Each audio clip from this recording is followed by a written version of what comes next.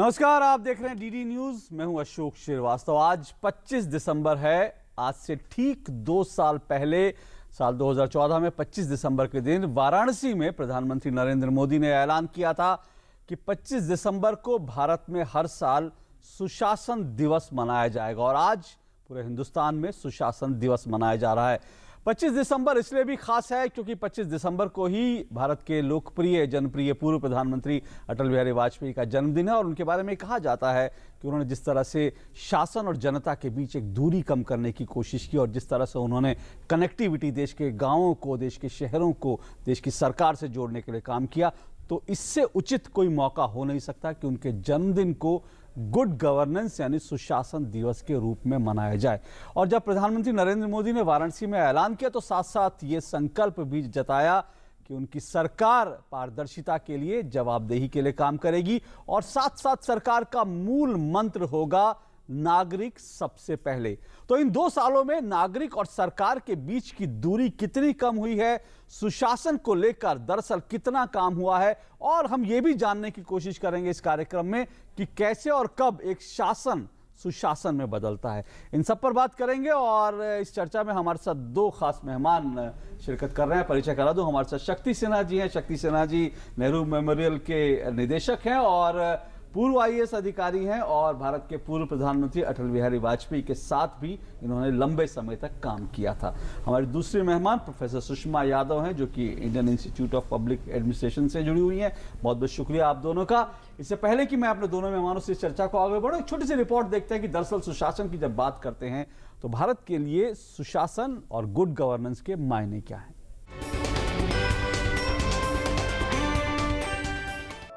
15 अगस्त 1947 को भारत आजाद हुआ। आजादी मिली और मिला इस देश के नागरिकों को अपनी सरकार चुनने का हक।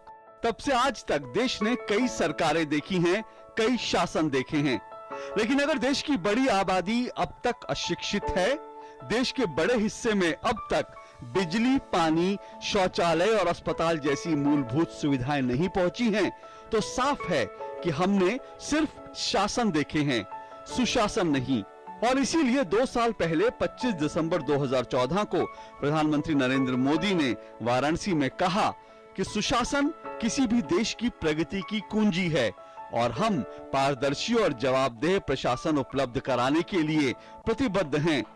साथ ही प्रधानमंत्री ने संकल्प लिया कि हमारा ध्येय, सिद्धांत और मंत्र है नागरिक पहले। बीते 2 सालों पर नजर डालें तो सरकार ने देश के आम नागरिकों की जिंदगी को बदलने के लिए, आम नागरिक सम्मान से जी सके, इसके लिए कई कदम उठाए हैं। जनधन योजना से लेकर स्वच्छता अभियान, नकद सब्सिडी हस्तांतरण, smart city, GST, make in India, startup India, stand up India और डिजिटल इंडिया जैसी योजनाओं की फेरहिस्त लंबी है। इनमें से कुछ के शुरुआती नतीजे दिखने भी लगे हैं, पर साथ ही बड़े बदलावों के बड़े नतीजों का देश को इंतजार है। रास्ता लंबा है, पर देश ने सुशासन की राह पर कदम तो बढ़ा ही दिए हैं।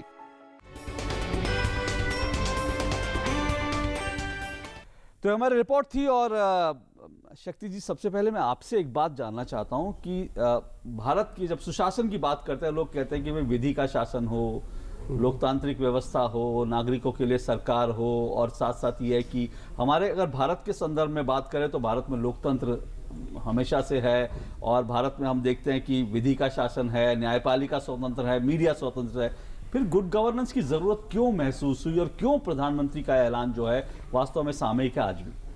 अब देखेंगे भारत से अगर आप साइज ही देखेंगे, हमारे आबादी आप देखिए 1.2 बिलियन है, बहुत बड़ा देश है। इकोनॉमिकली आर्थिक व्यवस्था देखिएगा या सामाजिक देखिएगा तो काफ़ी डिफ्रेंसिएशन है। ऐसे में बहुत लोगों को फ़ायदा हुआ है। बहुत को 70 साल आज़ादी के बाद भी जो न्याय मिलना चाहिए था, न्याय में क्या कहूँगा, न्याय का मतलब है अच्छी शिक्षा, स्वास्थ्य, नौकरी का मौका, नौकरी ना भी मिले, नौकरी का मौका मिले, उतना स्किल के अवेलेबिलिटी, ये सब की कमी रह गई है भारत में। तो डेमोक्रेसी है, जनतंत्र हम हैं, अच्छे जनतंत्र, इसमें कोई दो राय नहीं है, पर क्योंकि इतना भिन्न देश है, सभी को मौका जब तक नहीं मिल पाएगा, जब तक सभी को लगेगा कि मेरे साथ न्याय हो रहा है। जी। न्याय का मतलब केस नहीं, न्याय का मतलब यही है कि मैं नागरिक हूँ, दूसरा नागरिक और मैं एक ही स्तर पर हैं। सामाजिक न्याय भी और साथ साथ सबको समान अवसर मिले, हाँ, शायद सबको न्याय- समान अवसर समान एग्जैक्टली मिले। हाँ। हाँ, हाँ। सामाजिक न्याय तो है, चलिए जगह पर धीरे धीरे होते रहती है, पर सबको मौका मिले, वही मौका मिले। कोई आगे बढ़ पाएगा, कोई नहीं बढ़ पाएगा, पर कम से कम मिनिमम न्यूनतम जो मौका मिलना चाहिए वो मिलना चाहिए। और क्योंकि काफ़ी कमियां रही हैं, भ्रष्टाचार काफ़ी बढ़ा है, और भ्रष्टाचार बढ़ता है तो सबसे ज़्यादा गरीब तबके को हिट करता है वो। तो और इसीलिए बहुत आवश्यक था कि हाँ, हम प्रगति कर रहे हैं, आर्थिक में काफ़ी प्रगति हुई है, पर कैपिटल इनकम बढ़ा है, भारत का अर्थव्यवस्था काफ़ी सुधार में आ गया, काफ़ी बड़ा हो गया। पर अगर इतने सारे लोग अभी बाहर रहें, और आप खुद आप देखेंगे पुराने मंत्रियों का कहना है 40% लोग के पास बैंक अकाउंट नहीं है, गांव में बिजली नहीं है, तो अब खुद मान रहे हैं कि ये सब कमियां रह गई हैं। तो मेरे ख्याल से सुशासन के अलावा और कोई हमारे पास वही नहीं है, विकल्प नहीं है। बिल्कुल, सुशासन पर इन 2 साल में सुषमा जी क्या आपको लगता है सरकार ने बहुत सारी नई नीतियों की बात की, नए ऐलान किए, और जब सुशासन दिवस का ऐलान किया था तो साथ साथ प्रधानमंत्री नरेंद्र मोदी ने एक बात और कहा था कि प्रक्रियाओं को सरल बनाना, उस दिशा में हम देखते हैं तो काफी हद तक काम हुआ। अगर संदर्भ लें 2 दिन पहले ही पासपोर्ट का जिस तरह से सरलीकरण हुआ, छोटी छोटी चीजें हैं जिस पर शायद काम करने की जरूरत थी, तो ये सब तो हो रहा है, लेकिन एक लार्जर तस्वीर जो है, लार्जर पिक्चर जो है, बड़ी तस्वीर सुशासन के मोर्चे पर, वो आप कैसे देखती हैं? मैं जो अभी शक्ति सिन्हा जी ने कहा उस बात को थोड़ा सा आगे ले जाते हुए कहूंगी, सुशासन की यहाँ क्यों आवश्यकता थी, एक और भी कारण था। क्योंकि शासन तो था, लेकिन वो शासन अभी भी पुराना जो कॉलोनियल शासन था, जो मानसिकता थी हमारी, लगभग उसी मानसिकता से चल रहा था। उस मानसिकता को बदलना ज़रूरी था, और उस मानसिकता में जो हम प्रायः 8 डायमेंशंस लेते हैं, जिन सबको आपने पीछे दिखा भी रखा है, जो गुड गवर्नेंस की या सुशासन की डिफरेंट डायमेंशंस हैं, उनके अतिरिक्त एक सबसे महत्वपूर्ण जो उसका पक्ष था वो था नागरिक का सम्मान, नागरिक में आस्था, नागरिक में विश्वास। इस देश के नागरिक में कोई विश्वास नहीं रख रहा था, ना नागरिक रख रहे थे, ना शासन रख रहा था, ना सरकार रख रही थी। तो आप अगर कोई भी सर्टिफिकेट लेने जाते हैं या आप कुछ भी अपना आइडेंटिटी भी बनवाना चाहते हैं, आइडेंटिटी आपको चाहिए, बनवाना चाहते हैं, तो आपको एमएलए से या एमपी से या काउंसलर से या कॉरपोरेटर से उसको सर्टिफाई कराना पड़ेगा, या किसी भी गजेटेड ऑफिसर से। वो जो पुराना ब्रिटिश स्टाइल चला आ रहा था कि हम नहीं जानते तुम कौन हो, पहले तुम परिचय दो, तुम कौन हो, साबित कीजिए कि आप हैं, भारत के नागरिक आप हैं और आप कौन हैं, दोनों। तो उस मानसिकता में बदलाव जो आया है वो एक सबसे बड़ा परिवर्तन है इन 2 सालों का। और एक और परिवर्तन, क्योंकि माननीय वाजपेयी जी का जन्मदिवस है, और अगर मैं याद कर रही थी इससे कुछ समय पहले ही, तो उनकी एक कविता थी, आओ मन की बात करें। और मोदी जी ने मन की बात को अपनी कार्यशैली में ला दिया है, और वो मन की बात मात्र मन की बात नहीं है। आप देख रहे हैं इतने दोनों वर्षों में हर समय जब वो मन की बात करते हैं तो एक बहुत महत्वपूर्ण, संजीदा और संवेदनशील मुद्दा उठाते हैं और लोगों से डायलॉग करते हैं। एक डेमोक्रेसी का सबसे महत्वपूर्ण पक्ष, सुशासन का सबसे महत्वपूर्ण पक्ष ये है कि आप जनता के साथ संवाद कर सकें। और वो संवाद इस सरकार ने, हमारे प्रधानमंत्री ने मन की बात के माध्यम से शुरू किया है। और क्योंकि वो रेडियो से शुरू किया है तो वो देश के सुदूर कोनों में वहां जा रहा है जहां पहले शायद प्रधानमंत्री की बात कभी पहुंचती नहीं। और ये टू वे है। मैं वो प्रधानमंत्री बाकायदा लोगों से सुझाव मांगते हैं, उनका जिक्र करते हैं, जो परिवर्तन लोग कर रहे हैं, जो काम कर रहे हैं उसका। लेकिन ये बात ठीक है शक्ति जी की प्रधानमंत्री का संवाद देश की जनता से सीधा हो, ये सुशासन का एक बड़ा हिस्सा है। लेकिन वह प्रधानमंत्री लगातार ये कर रहे हैं, पर सरकार जो है वो किस हद तक जो है लोगों के पास तक पहुंची, क्योंकि सुशासन का एक अहम हिस्सा है कि लोगों को इंसाफ, लोगों को न्याय जो उनके दरवाजे पे मिले, सरकार उनके लिए खड़ी रहे। क्या ऐसा आपको लगता है लोगों की जो शिकायतें हैं, वो शिकायत निवारण, उसका एक प्रॉपर सिस्टम हो, क्या उस दिशा में कुछ काम हुआ है तेजी से 2 साल में? मैं कहते काफी हुआ है। जैसे इन्होंने कहा ना कि अब हर इंसान को एक इंसान के तौर पर, एज एन इंडिविजुअल, व्यक्ति के तौर पर देखा जाता है। पहले वो नहीं था। इसका मतलब ये रहा कि अब जैसे अनेक गवर्नमेंट जो स्कीम्स थे, कई स्कीम्स इतने सरलीकरण हुआ है कि अगर किसी को अप्लाई करना हो तो वो सब पहले का जितने लेयर्स है वो सब लेयर कट गए हैं। तो उससे आप देखेंगे, या अगर फाइनेंशियल बेनिफिट पहुंचना है जी, जो जनधन खोला गया जैसे उदाहरण के तौर पर, अब लोग कहते हैं क्या जनधन है, जीरो अकाउंट आधे लोगों में, बात सही है, शुरू में जीरो अकाउंट रहेगा, पर धीरे धीरे जनधन योजना के माध्यम से जो बेनिफिट, जो फायदा मिलना सिटीजन का, व्यक्ति को, सबको, नागरिक को, वो सीधा सरकार उनके खाता में देना शुरू कर दी है। कई स्कीम्स ऐसे हैं जो पहले लंबे तरीके से पैसा जाता था, अब सीधा बेनिफिशियरी के पास सीधा जा रहा है।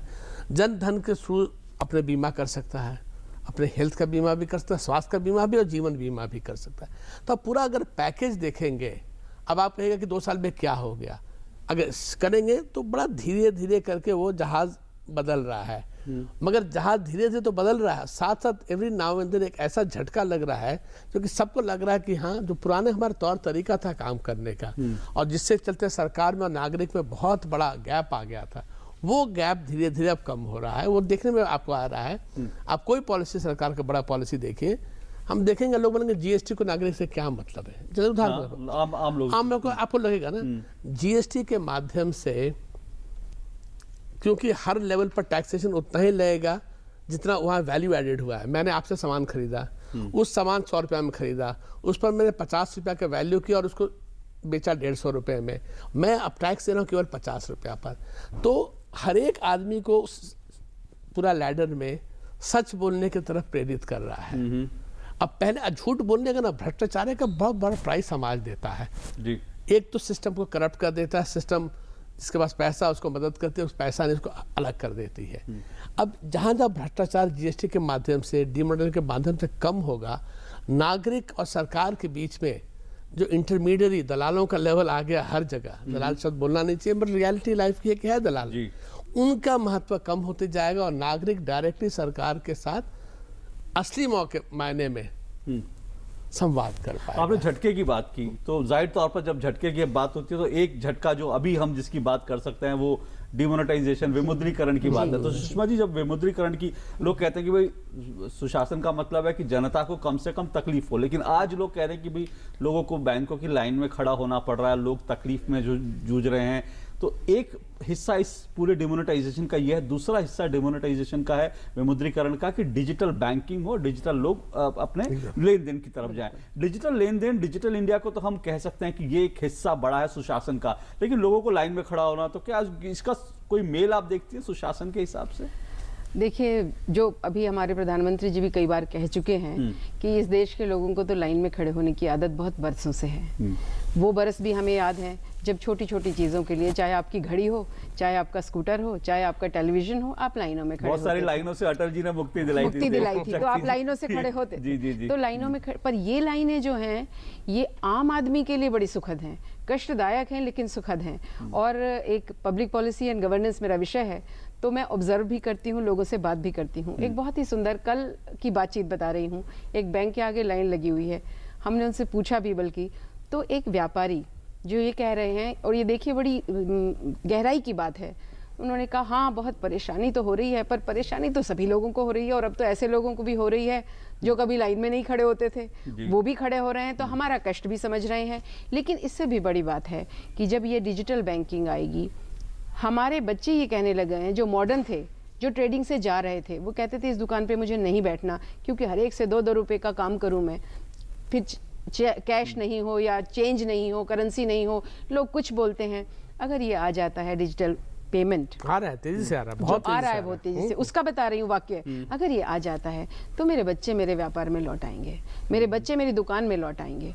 और इसको मैं एक और वाइडर बात से जोड़ना चाहती हूँ अशोक जी, जो हमने समाजवाद के नाम पर विकास शुरू किया था, उस विकास में हमने व्यापारी को और छोटे और बड़े दोनों को ही एक संदेह की दृष्टि से, एक हेय दृष्टि से देखना शुरू कर दिया था। और ये हो गया था जैसे पैसा कमाना अपने आप में खराब चीज है, तो छुपा के रखिए, क्योंकि या तो राज्य छीन लेगा या बाकी छीन लेंगे। तो उससे ये जो ब्लैक मनी शुरू हुई, ब्लैक इकोनॉमी शुरू हुई, और अब जो झटका लगा है, ये झटका दोनों प्रकार से बहुत अच्छा है। एक तो शायद वो जो सहेजने की और जोड़ने की और बचाने की और छिपाने की हमारी परंपरा थी, वो समाप्त होगी। और साथ ही साथ पैसा कमाना है नहीं है, हम देश को भी दें, खुद भी कमाएं। अभी क्या था, हम कमाएं और छुपाएं। आप टैक्स दें, लेकिन टैक्स भी अभी रैशनल नहीं था हमारा। बिल्कुल। तो टैक्सेशन इसके साथ शायद रैशनल होगा, रैशनल टैक्सेशन हो, लोग कमाएं, उसका सम्मान बिल्कुल होगा, ताकि लोगों को ये ना लगे कि उनसे पैसा वसूला जा रहा है, उनको जी, सुविधाएं नहीं, क्योंकि लोगों की एक बड़ी ये मन में शिकायत है रही शिकायत। कि हम टैक्स दे रहे हैं, ये हमें हमारी मिल भी क्या रहा है? शिकायत लोग है। ये सुशासन हमारी का भी एक बड़ा शिकायत हिस्सा है। है। हाँ और जी, टैक्सेशन में ये दोनों हमारी भी एस्पेक्ट, शिकायत इनकम है। टैक्स का भी और इनडायरेक्ट और टैक्स से उसकी मैंने सुविधाएं जीएसटी भी, का। बिल्कुल सुविधाएं भी।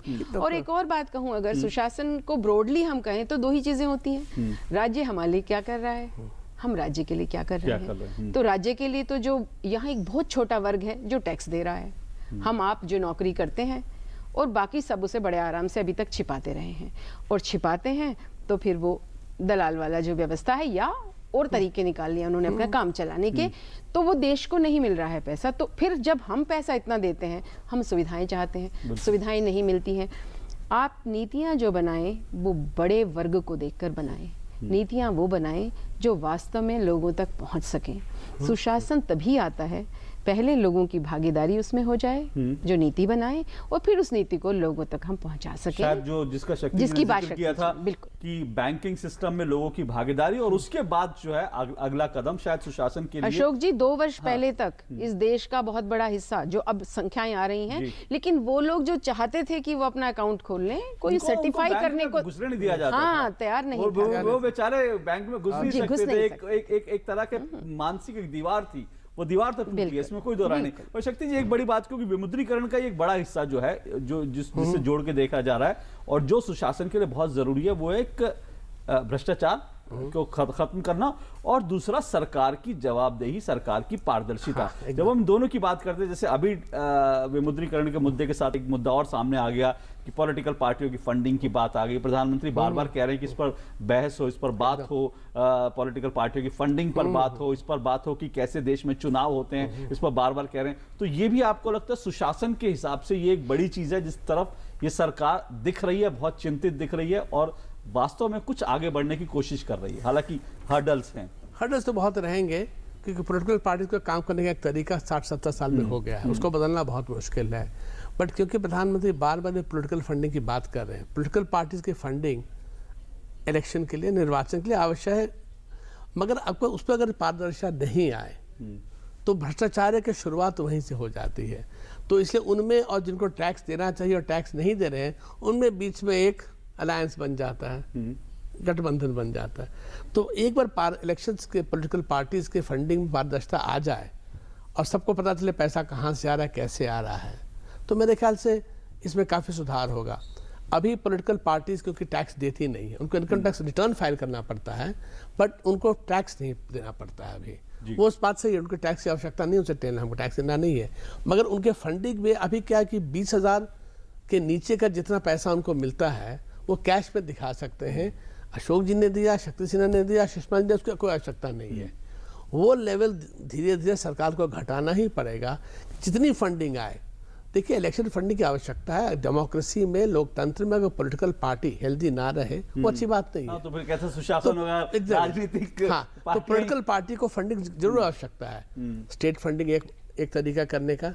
तो इसलिए मगर ये सब यूनिलैटरली नहीं किया जा सकता है, क्योंकि कानून बदलना पड़ेगा, राज्यसभा है। ऐसे भी ऐसे इंपॉर्टेंट डिसीजन में एक पॉलिटिकल अग्रीमेंट की बहुत आवश्यकता है, कंसेंसस की बहुत आवश्यकता है। और क्योंकि प्रधानमंत्री कई बार इसका जिक्र किए हैं, तो मेरे ख्याल से गवर्नमेंट के एजेंडा पर आ गया है और उस पर फिर आगे बढ़ेंगे। पर जब साथ साथ ये राजनीतिक सुधार की बात है सुषमा जी, अगर हम सुशासन की बात करते हैं तो बहुत सारे प्रशासनिक सुधारों की जरूरत है, न्यायिक सुधारों की जरूरत है। उसके लिए आपको लगता है किस हद तक तैयारी है? क्योंकि जैसे अभी बार बार मैं विमुद्रीकरण का जिक्र कर रहा हूं, क्योंकि शक्ति सिन्हा जी ने बहुत एक शब्द झटका। तो जब कोई बड़े हम पॉलिसी चेंज की तरफ जाते हैं तो सिस्टम में बैठे लोग हिलते हैं, लोगों को लगता है ये बड़ा बदलाव हो रहा है, एकदम से लोग समझते हैं कि भाई ये क्या हो रहा है, उसका एक्सेप्टेंस जो है जल्दी नहीं हो पाती। तो उस हिसाब से कितना सरकार जो है वो हेड ऑन तैयारी है कि इन प्रशासनिक और न्यायिक सुधारों के लिए? मुझे लगता है सरकार तो मानसिक तौर पर तैयार है, लेकिन अब सरकार हम किसे कह रहे हैं? सरकार, यदि हम राजनीतिक नेतृत्व की बात करेंगे तो वो तो इसके लिए तैयारी कर रहा है, लेकिन शक्ति जी यहाँ हैं और एक वरिष्ठ ब्यूरोक्रेट हैं। मैं कहना चाहूंगी कि ब्यूरोक्रेसी मुझे नहीं लगता है अभी उतनी तैयार है। इसलिए सुशासन में शासन को परिवर्तित करने के लिए सरकार को लगभग ऐसी ही, जैसे डीमोनेटाइजेशन किया है, इसी तरह के कुछ और कदम वहां उठाने पड़ेंगे। आप देख रहे हैं जो न्यायिक आजकल विवाद हो रहे हैं या वाद हो रहे हैं, तो जो सरकार करना चाहती है उसके लिए रेजिस्टेंस है, न्यायिक व्यवस्था में भी रेजिस्टेंस है और न्याय व्यवस्था के साथ जुड़े हुए बाकी वर्गों में भी रेजिस्टेंस है, जबकि जनता चाहती है कि वो परिवर्तन हो, क्योंकि इस देश में न्याय बहुत धीमा और बहुत महंगा है। सुशासन अधूरा है जब न्याय उसके आपको बिना दोनों में नहीं मिलेगा, चीजें- महंगा भी हाँ जी। मिलेगा और वक्त पे नहीं और मिलेगा। Justice delayed is justice denied, तो वो अभी कष्ट यहाँ है। शिक्षा का जो स्तर हम सुधारने की बात कर रहे हैं, हम वो बात करें, क्योंकि शक्ति जी ने कहा था ये तीनों चीजें ही बेसिक हैं, बुनियादी हैं। तो शिक्षा अब स्कूली शिक्षा जो बन गई थी वो लगभग निल हो गई थी सरकारी स्कूलों में, इसलिए वो नो डिटेंशन पॉलिसी पर भी सरकार दोबारा से सोच रही है। और एक टीचर होने के नाते मैं कहूँगी उस पर ज़रूर सोचना चाहिए, क्योंकि 12वीं पास बच्चा यदि एक वाक्य नहीं बोल सकता और वाक्य लिख नहीं सकता तो वो शिक्षा व्यर्थ है, और हायर एजुकेशन क्या करेगी उसके बाद। और तीसरा, जो इस सरकार ने विशेष तौर पर काम किया है, न्यायिक और प्रशासनिक सुधारों के साथ ही जो जन औषधि योजना पहले थी उसको अभी भारतीय जन औषधि परियोजना बनाया है, ताकि देखा जाए वो कहाँ तक लोगों तक पहुँचती है। आपने कभी देखा हो कि नहीं, मैंने जब उसके डिटेल्स को देखा तो जो जेनेरिक मेडिसिन हैं 80 रुपए की 4 रुपए में मिल रही है, 100 रुपए की 5 रुपए में मिल रही है, लेकिन लोगों तक जानकारी अभी नहीं है। इस संदर्भ में स्टेंट का जो हार्ट जो लेटेस्ट आया है, उसके बारे में सरकार ने एक बहुत महत्वपूर्ण निर्णय लिया है कि वहां कोई अकाउंटेबिलिटी होती है 25,000 से लेकर 2 लाख रुपए तक। अगर वो 25,000 में हो जाएगा तो आप सोचिए जो हार्ट पेशेंट हैं वो ये भी शायद सुशासन का एक बहुत बड़ा हिस्सा है।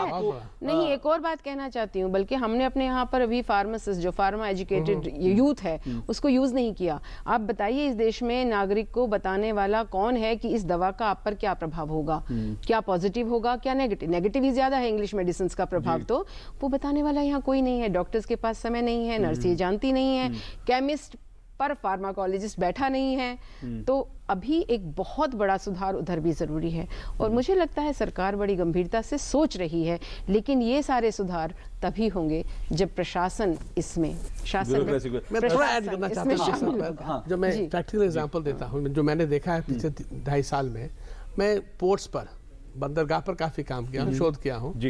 2 साल में मैंने देखा है जो पेपर वर्क रिक्वायरमेंट है पहले इतना ज्यादा था, 2 साल के अंदर वो करीब इतना सुधार हो गया है कि अब इंपोर्टर या एक्सपोर्टर पेपर फाइल करता है, तुरंत कंसाइनमेंट रिलीज हो जाता है। इससे तुरंत पता नहीं चलेगा हमें फर्क क्या पड़ेगा, बट इन्वेस्टमेंट बढ़ेगी, नौकरियां बढ़ेंगी, भारत का निर्यात बढ़ेगा, बहुत फायदा हो रहा है। पर अंत में शक्ति जी एक बात मैं जानना चाहूंगा, इस देश में बार बार जो बात उठती है, मुद्दा उठता है, इस देश का बहुत बड़ी तबके में किसान जो है वो आत्महत्या करता है, गरीब आदमी को इंसाफ नहीं मिलता, गरीब आदमी को अस्पताल में जो है उसको दवाई नहीं मिलती, इलाज नहीं मिलता, गरीब आदमी को स्कूल में अपना बच्चा पढ़ने को नहीं मिलता, और युवाओं को रोजगार नहीं मिलता। ये सब चीजें ऐसी हैं जब तक ये सब चीजें सपने पूरे नहीं होंगे सुशासन का मतलब ही अधूरा है।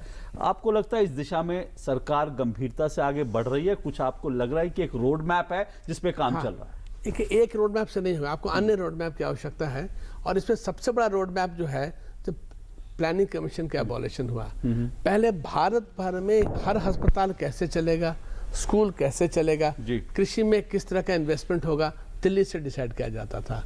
वो हट के नीति आयोग आ गया जो केवल थिंक टैंक है। पैसा जो जाता था नीति आयोग प्लानिंग कमीशन के थ्रू स्टेट्स को, अब स्टेट को सीधा जाता है।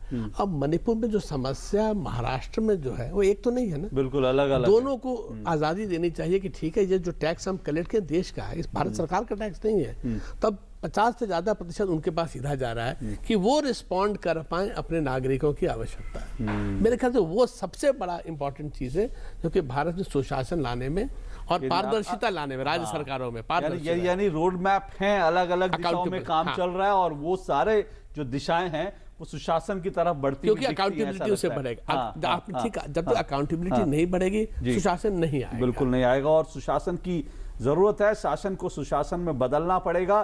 शासन हम देख रहे हैं इस देश में पिछले 7 दशक से देख रहे हैं, लेकिन सुशासन का इंतजार है, और जैसा कि दोनों हमारे मेहमानों ने कहा कि उस दिशा में सरकार ने कुछ बड़े काम करने शुरू किए हैं, नीतिगत स्तर पर कुछ बड़े फैसले लिए जा रहे हैं। कुछ लोगों के लिए वो फैसले जो हैं झटके भी हैं, लेकिन शायद बदलाव जो है इन झटकों से ही आएगा, और उन झटकों के लिए थोड़ा सा हमें तैयारी भी रखनी पड़ेगी, क्योंकि सुशासन के लिए ये झटके भी बहुत जरूरी हैं। बहुत बहुत शुक्रिया आप दोनों का इस कार्यक्रम में शिरकत करने के लिए।